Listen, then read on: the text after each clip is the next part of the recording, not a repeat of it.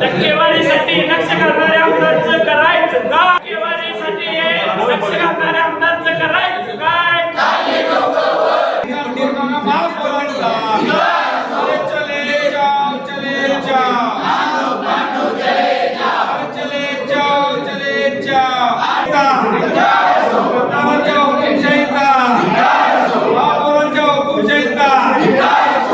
subscribe करा आणि परिसरातील ताज्या घडामोडी सर्वात आधी बघण्यासाठी बेल आयकॉन